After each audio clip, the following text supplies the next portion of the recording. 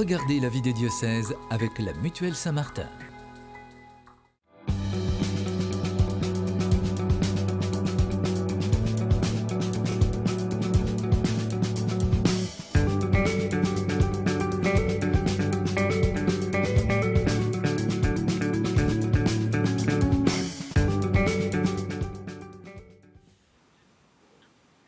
Bonjour à toutes et à tous et bienvenue dans la vie des diocèses pour la deuxième émission de l'année 2023. Comme chaque semaine, nous partons à la découverte d'un territoire, d'un diocèse et de son évêque. Et aujourd'hui, nous allons en Bourgogne-Franche-Comté, dans le diocèse de Besançon, entre le Doubs et la Haute-Saône. Dans cette édition, parmi les nombreux sujets évoqués, nous irons dans la vallée du Doubs découvrir les délégués pastoraux des laïcs engagés au service de la paroisse avec le curé. Et nous entendrons également une des rares femmes qui assure la fonction de déléguée générale d'un diocèse. Hélène Tarbourièche collabore ainsi au quotidien avec l'archevêque et le vicaire général, une mission à découvrir. Alors quelques mots pour commencer sur l'archidiocèse de Besançon qui est le siège d'une province ecclésiastique qui regroupe 6 diocèses, Belfort-Montbéliard, Besançon, Nancy, Saint-Claude, Saint-Dié et Verdun. C'est un territoire à forte tradition industrielle dans l'automobile, la métallurgie ou l'agroalimentaire par exemple, avec une partie également agricole. Son patrimoine historique et architectural est magnifique. On voit ici sur l'écran les fortifications et la citadelle Vauban de Besançon. Et pour parler de ce diocèse, je reçois aujourd'hui Monseigneur Jean-Luc Bouilleret. Bonjour Monseigneur. Bonjour. Alors une première question que je demande à chaque évêque qui vient ici sur ce plateau, comment est-ce que vous décririez votre diocèse, la vie ecclésiale de votre diocèse en quelques mots? Alors c'est un diocèse avec une grande tradition, vous l'avez dit, une tradition très enracinée dans la vie de l'Église.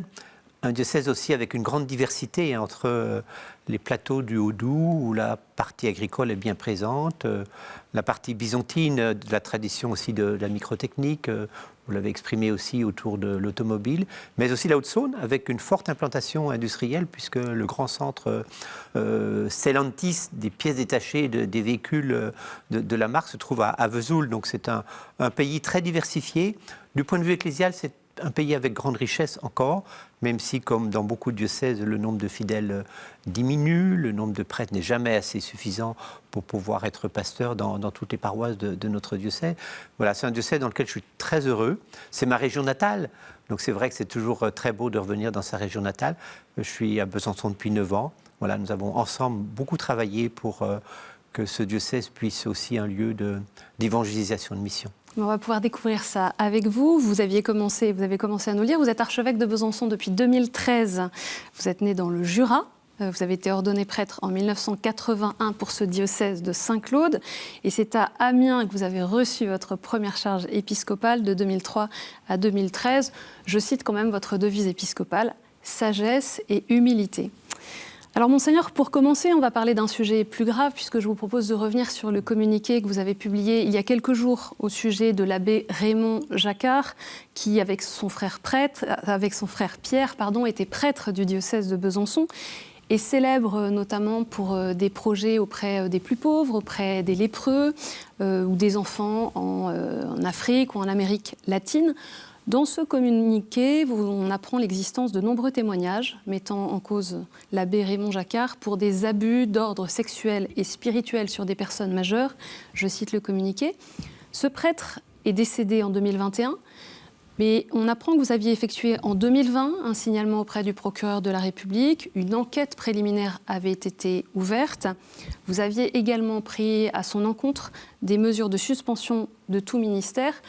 Pourquoi rendre public aujourd'hui, alors qu'il est décédé, ces mesures Quel est le but de ce communiqué? Il y a 2 mesures, je crois, dans les orientations que nous ont données les recommandations de la SIAZ. C'est vrai que sur le fond, ce qui nous semble important, c'est de faire la vérité. Faire la vérité sur ce qu'a pu commettre un prêtre. C'est une réalité difficile, lourde, grave. Et en même temps, comme toujours, c'est un appel à ce que des victimes puissent se faire connaître. Depuis que je suis arrivé à Besançon, j'ai reçu un certain nombre de victimes. Elles veulent surtout être écoutées dans ce qui leur est arrivé, dans les agressions qu'elles ont pu subir de la part d'un prêtre ou même d'un diacre. Je pense que c'est pour libérer aussi la parole et pour que les victimes puissent se faire connaître et que je puisse les recevoir. Je crois que c'est important pour que les victimes puissent d'une certaine manière, même si c'est toujours très difficile, se reconstruire.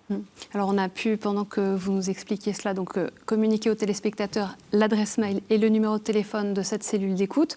On va maintenant passer à la découverte du diocèse, puisque nous avons fêté les 20 ans de la mise en place des délégués pastoraux. Ce sont des laïcs qui participent plus particulièrement à la vie de la paroisse dans le diocèse de Besançon.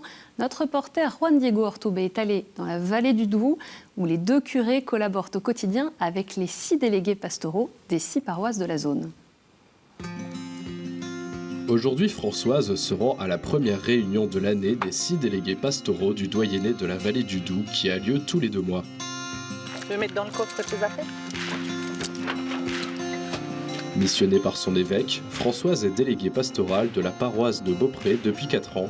Son rôle, veiller avec son curé au bon fonctionnement de la communauté paroissiale. Donc là, on va sur Baume-les-Dames en réunion avec les délégués pastoraux et puis avec les 2 prêtres pour que notre doyenné se mette d'accord pour avancer sur certains sujets. Ça peut être au niveau comptable et trésorier, qui est un sujet actuellement en cours. Remettre un trésorier, un comptable au niveau du doyenné. Ça peut être au niveau des sites internet. C'est faire unifier en fait le travail du doyenné. Un doyenné qui s'étend sur une 60aine de kilomètres, le père Laurent est arrivé depuis 3 ans dans le secteur. Pour lui, les délégués pastoraux sont un appui dans l'exercice de son ministère. On a de plus en plus besoin de se soutenir entre paroisses parce qu'on n'a pas les capacités dans chaque paroisse d'avoir tous les services nécessaires. Puis il y a des belles compétences dans chacune, alors on essaie de les mettre au profit de chacune des paroisses et du doyenné aussi. Pour remplir cette mission, il est crucial que les délégués pastoraux soient bien formés. Et pour cela, le diocèse propose 5 formations par an pour comprendre les enjeux pastoraux et trouver leur place au sein de la communauté. Il faut réapprendre aux gens, à leur donner cette possibilité d'aller à l'église plus souvent, que ce ne soit pas rien qu'à l'église Saint-Martin, il y a aussi d'autres églises. Il faut les réhabituer, leur donner cette possibilité. Il ne faut pas baisser les bras, continuer. Les DP sont justement celles qui apportent la vie de leur paroisse. Le prêtre, moi je suis à Beaume pour 3 paroisses, mais je ne sens pas forcément tout ce qui se vit à Kerval ou à Rougemont. C'est elles qui sentent, connaissent l'histoire de la paroisse. Moi qui arrive, ça fait 1 an, c'est grâce au DP que je découvre les paroisses et qu'on peut prendre les décisions les plus justes. Dans les paroisses rurales, les délégués pastoraux et les prêtres se mobilisent pour que les personnes participent à la messe, non seulement les dimanches, mais tous les jours. Leur but, c'est de faire vivre les églises. Cette collaboration dans les tâches un peu plus quotidiennes, je trouve que c'est important parce que c'est sans doute par là aussi qu'on peut enrichir les fonctionnements des uns et des autres.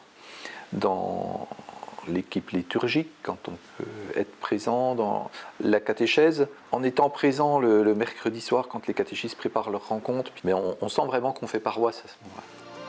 Dans le diocèse de Besançon, les délégués pastoraux jouent un rôle essentiel entre les différents membres de la communauté et contribuent à maintenir une vie de foi dynamique au sein de chaque paroisse.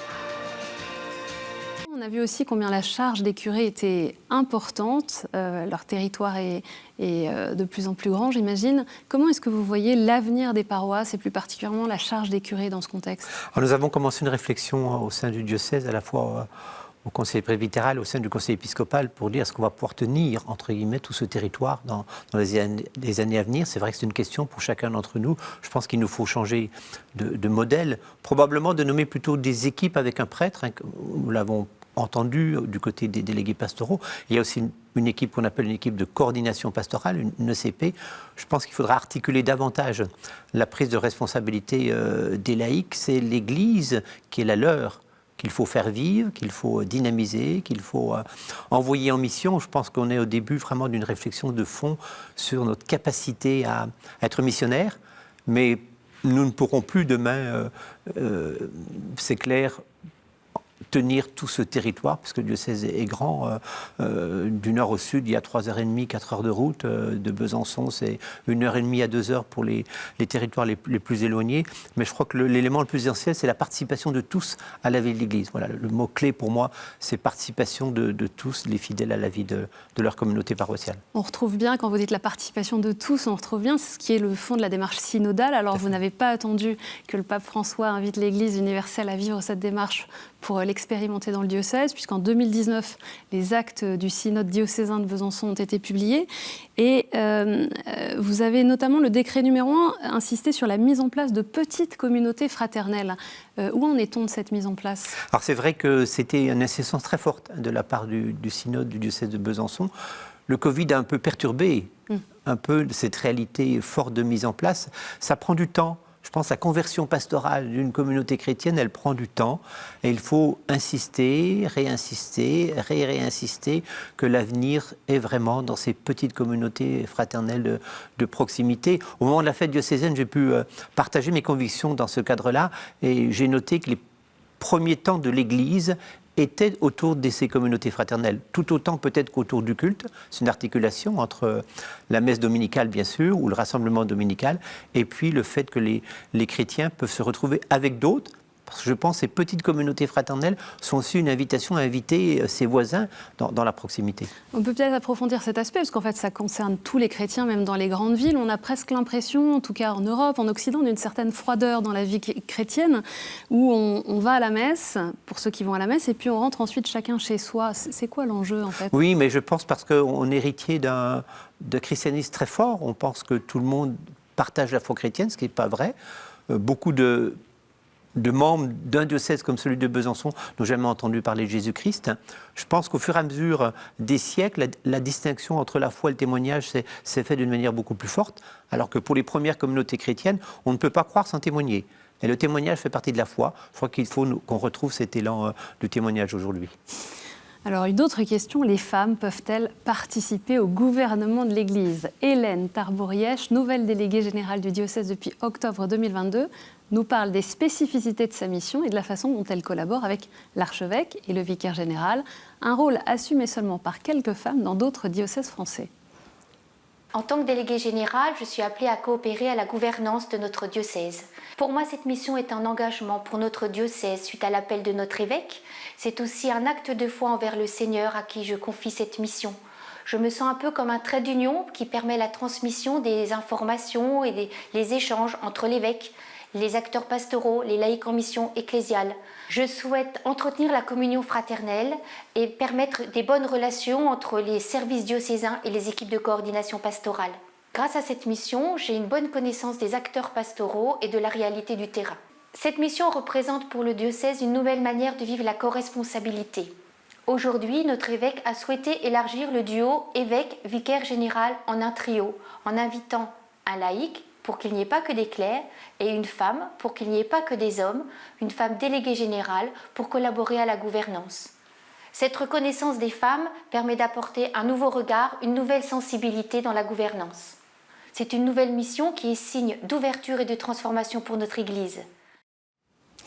Alors, Hélène Tarbourièche l'explique très bien, ça résonne tellement avec les débats actuels. Pourquoi est-ce que vous avez fait ce choix-là ? Mais depuis longtemps, j'y pensais. Je pensais que dans l'Église, il faut que, à la fois, j'allais dire, la sensibilité masculine puisse s'exprimer. Elle est présente, bien sûr, dans l'évêque et le vicaire général, mais aussi que la perception féminine puisse s'exprimer. Elle existe au sein du conseil épiscopal qui est aujourd'hui à parité.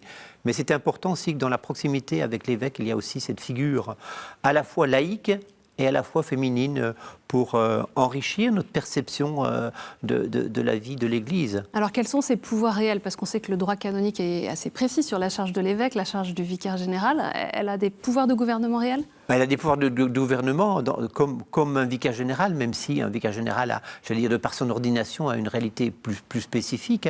Mais Hélène est en charge des délégués pastorales, elle est en charge des équipes de coordination pastorale. Je lui fais entièrement confiance. Mais c'est vrai que dans l'Église, j'allais dire, l'autorité elle émane aussi de celui qui a été choisi pour avoir la charge d'un diocèse, d'un évêque. Mais voilà, c'est dans la confiance vraiment qu'elle peut prendre les décisions qui sont nécessaires à sa responsabilité. Pour que des responsabilités soient confiées, il faut aussi que les baptisés soient formés. C'est un des axes forts de votre diocèse. Pour vous, c'est cette formation qui permet d'avoir une église en sortie, une église qui soit vraiment missionnaire ? Alors la formation est importante, mais c'est une formation, je pense, à double niveau, au niveau de l'intelligence de la foi, mais aussi la formation du cœur. Est-ce que vous pouvez nous expliquer la distinction ou la formation du cœur, complémentarité ? c'est la volonté de pouvoir faire connaître Jésus-Christ. Et ça, il faut aussi, c'est pas simplement de le connaître intellectuellement, c'est aussi de le connaître émotionnellement, si je peux utiliser cette parole, mais je crois que c'est important que chacun d'entre nous qui vit profondément du Christ a envie de le partager. Et ça, c'est quand même le cœur qui nous pousse à aller vers l'autre, à partager ce trésor qui est pour nous la présence du Christ en chacun d'entre nous.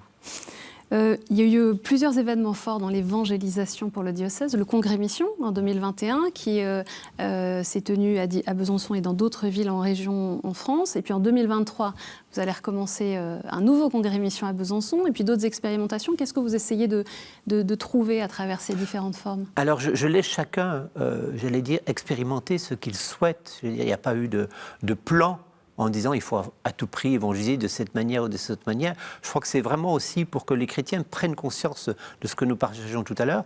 Il faut que nous apprenions à témoigner, il faut que nous n'ayons pas peur de dire que nous croyons en Dieu manifesté en Jésus-Christ. Et ça, c'est relativement nouveau, parce que la mission, c'est véritablement aller ailleurs et être envoyé pour parler de Jésus-Christ. Je crois que chacun, au sein même des réalités paroissiales, au sein des groupes de laïcs, a conscience qu'il nous faut chercher ces chemins de partage de la vie du Christ. Alors, à Besançon, vous avez expérimenté une évangélisation directe à travers ce qu'on appelle cœur battant. Oui, cœur battant. C'est quelques laïcs qui ont pensé qu'il fallait aller à la rencontre des passants. Ça veut dire quoi ? On est dans la rue, on se met sur une caisse et on parle aux gens ? On dit bonjour, je crois qu'il y a un petit flyer qui est donné, on dit qu'on est chrétien, qu'on croit en Jésus-Christ, et puis on peut dire, mais et vous, est-ce que vous êtes croyant ? Et le dialogue s'engage. Les retours que j'ai sont très positifs, au sens où l'accueil est très bien fait, il n'y a pas d'animosité. Les gens disent, mais qu'est-ce que c'est votre affaire ? Ça ne m'intéresse pas. Non, la plupart des gens sont contents de parler de ce qui fait le fond de leur propre vie. Et vous êtes aussi dans un diocèse où il y a une belle dynamique vocationnelle. Il y a 7 séminaristes au total, en tout cas jeunes en formation.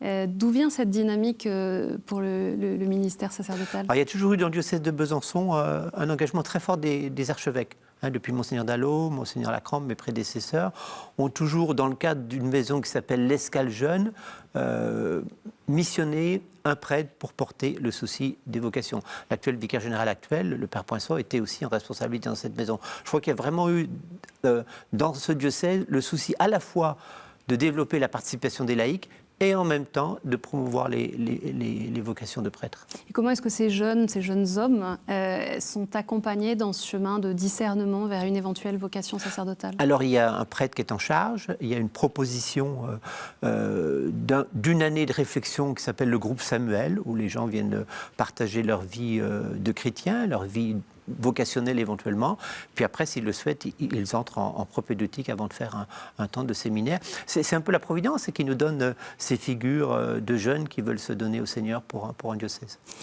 Il y a un an, Monseigneur Bouilleray, vous avez publié des orientations catéchétiques avec différents parcours pour les enfants, pour les adolescents. Comment adapter le catéchisme aux jeunes d'aujourd'hui et aussi à leurs parents ? Alors, il y a beaucoup d'expériences aussi qui se font. C'est vrai que le catéchisme, le mercredi sur 1 heure, est plus difficile aujourd'hui à mettre en place. Pourquoi ? Mais parce que les gens sont moins disponibles. Il y a beaucoup de sollicitations pour les jeunes, que ce soit la partie culturelle, le sport, etc. Et puis, on trouve aujourd'hui dans un certain nombre de paroisses, justement, une expérimentation de proposer le dimanche matin. Les enfants se réunissent à 9h ou 9h30, ils participent à ce temps de catéchèse. Les parents peuvent aussi prendre ce temps aussi pour réfléchir sur leur foi. Et puis, en fin de matinée, l'Eucharistie leur est proposée. Je crois que c'est une nouveauté qui se cherche aussi pour trier comment on peut rejoindre le plus les jeunes d'aujourd'hui qui sont souvent éclatés dans de multiples activités. Et donc leurs parents, eux-mêmes peut-être ont été catéchisés et non... Pas tous. On sent aussi qu'aujourd'hui, certains jeunes et enfants amènent leurs parents à se poser la question du sens de la vie et la question de la foi en Dieu. Alors on va passer maintenant, Monseigneur, à quelques questions de terrain.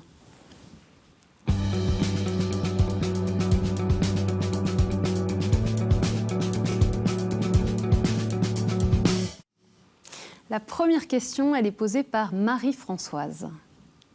Bonjour Père. Comment, à travers Église verte, nous convertissons dans nos paroisses nos modes de vie et notre regard sur tous les habitants de la planète? Oui, merci beaucoup pour cette question. C'est vrai que nous sommes engagés aussi dans l'Église verte. Là aussi, c'est un travail de fond qui est à faire aussi. Nous sommes héritiers de Laudato Si. Dans les paroisses, voilà, il s'est mis un certain nombre de réalités. On fait attention au tri, on regarde aussi les consommations d'énergie, on regarde aussi les consommations de papier, etc. Je pense qu'il y a une conscience qui se met en place tout doucement. Là aussi, ça prend un petit peu de temps, mais je crois que Église verte, avec Laudato Si, c'est vraiment un engagement aujourd'hui de tous les chrétiens. Alors, une deuxième question de Dominique. Bonjour Père. Comment dans notre diocèse peut-on favoriser le dialogue interreligieux? Et s'il existe déjà, comment peut-être nous rencontrer pour pouvoir prier ensemble et vivre concrètement la fraternité qui est quand même le pilier de notre foi? Merci pour votre réponse.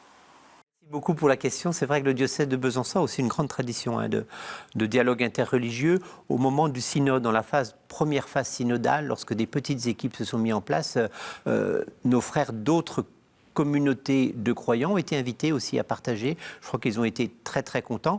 Je rencontre régulièrement la communauté juive, la communauté musulmane. Là aussi, je pense que Fratelli Tutti nous a vraiment invités à entrer en relation avec tous. Il y a toujours à faire, mais j'invite aussi, bien sûr, tous les paroissiens à aller à la rencontre des autres croyants. Cette démarche synodale que l'Église universelle est appelée à vivre, comment est-ce qu'aujourd'hui, selon vous, elle vient aussi mettre en marche, mettre en route tous les baptisés, justement pour sortir un petit peu de l'Église, du bâtiment Église? Oui, c'est important, c'est vrai. On parlait tout à l'heure des petites communautés chrétiennes qui ne vont pas se réunir dans les églises, mais dans les familles. Et puis, au diocèse de Besançon, nous sommes dans cette démarche de mettre un nouveau conseil diocésain pastoral, un nouveau conseil de l'ensemble du peuple de Dieu. Je crois que c'est aussi cette démarche synodale qui nous pousse aussi à faire que tous participent à la vie ecclésiale. Voilà, je pense que le synode nous pousse vraiment à la fois à vivre profondément notre foi, à se laisser évangéliser et aussi à être ouvert à tous dans ce partage de la parole de Dieu déjà. Ce conseil diocésain, il rassemble de nombreux laïcs aussi, des prêtres et des laïcs. C'est une manière de vivre justement la co-responsabilité? Oui, bien sûr. À la suite du synode que nous avons vécu, il y a eu un conseil diocésain pastoral qui a duré 3 ans. Il était ad experimentum, entre guillemets, il fallait qu'on expérimente une manière. Et aujourd'hui, nous repartons sous un autre modèle pour élargir d'une manière la plus grande possible, la participation de tous à la vie diocèse et pourquoi pas aux décisions communes. Alors pour terminer cette émission, Monseigneur Jean-Luc Bouyré, une dernière question un peu plus personnelle. On sait combien la charge d'évêque peut être lourde, prenante. Comment est-ce que vous réussissez, vous personnellement, à avoir des temps de repos, de ressourcement pour être un serviteur de cette Église qui vous est confiée? Comme je confie à tous les prêtres, ou je demande à tous les prêtres d'essayer de ne pas prendre de rencontre le lundi. Voilà, d'avoir ce temps. Vous avez accepté l'invitation à KTO, c'est une exception. Voilà, c'est une exception. Mais sur les 4 lundis habituels du mois, j'essaie au moins d'en avoir 3. Et vous arrivez à les préserver? Oui, j'arrive à les préserver. En général, je pars le dimanche soir dans ma famille et je rentre le lundi soir. Donc c'est un temps pour moi de repos, un temps de lecture, un temps où vous faites faire de l'exercice physique, faire du sport. J'aime beaucoup le sport, donc c'est un temps aussi de lecture. C'est un temps peut-être gratuit où il n'y a pas de pression. Regardez le temps qu'il fait dehors, regardez les feuilles, regardez la nature. J'aime beaucoup le ski de fond. Aujourd'hui, on en est un peu privé, mais je crois que c'est important d'avoir ce temps de respiration. Merci beaucoup, Monseigneur Jean-Luc Bouyré, d'être venu sur le plateau de la vie des diocèses. Alors, je rappelle que pour en savoir plus sur le diocèse de Besançon, vous pouvez aller sur le site internet diocèse-besançon.fr. Cette émission est bien sûr à retrouver sur ktotv.com. Merci encore pour votre fidélité. Je vous donne rendez-vous la semaine prochaine.